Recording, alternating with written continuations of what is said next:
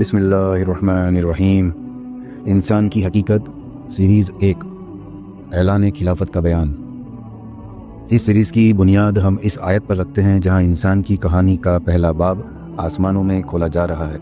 یہ وہ لمحہ ہے جب انسان کے وجود کا مقصد طے کیا جا رہا تھا، اور اللہ تبارک و تعالیٰ نے ارشاد فرمایا، آیت کا مفہوم ہے، اور وہ وقت یاد کرو جب آپ کے رب نے فرشتوں سے کہا کہ میں زمین میں ایک خلیفہ نایاب جانشین بنانے والا ہوں۔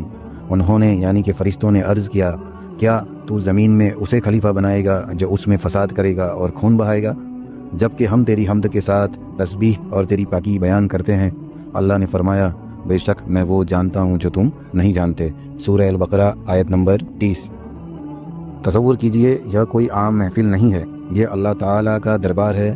حاضرین میں ملائکہ، فرشتے ہیں، نورانی مخلوق جو ہر وقت اللہ کی اطاعت اور عبادت میں مصروف رہتی ہے۔ اس پاکیزہ محفل میں ایک ایسا اعلان ہونے جا رہا ہے جو اس کائنات کی تاریخ بدل دے گا۔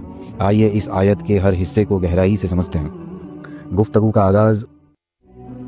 اور جب آپ کے رب نے فرشتوں سے کہا، قرآن میں اللہ کے لیے مختلف نام استعمال ہوئے ہیں، جیسے اللہ الخالق پیدا کرنے والا، المالک بادشاہ، لیکن اس مقام پر انسان کی تخلیق کا اعلان کرتے وقت لفظ رب کا استعمال کیا گیا ہے۔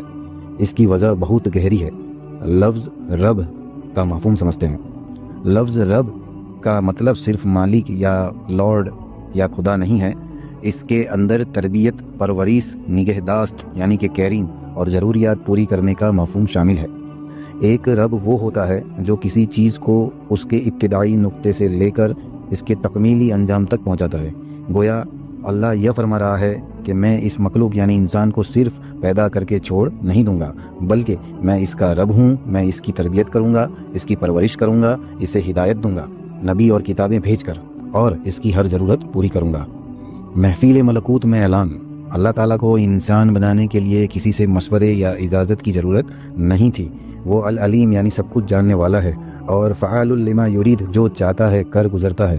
پھر یہ اعلان عالم ملکوت یعنی فرشتوں کی دنیا کی اس بھری محفل میں کیوں کیا گیا؟ یہ انسان کی تعظیم اور اس کے عظیم مقام کا اعلان تھا۔ جیسے ایک بادشاہ جب کسی کو ایک اہم منصب پر فائز کرتا ہے تو اس کا اعلان بڑے دربار میں کرتا ہے تاکہ سب اس پر نئے عہدیدار کی حیثیت اور اختیار واضح ہو جائے۔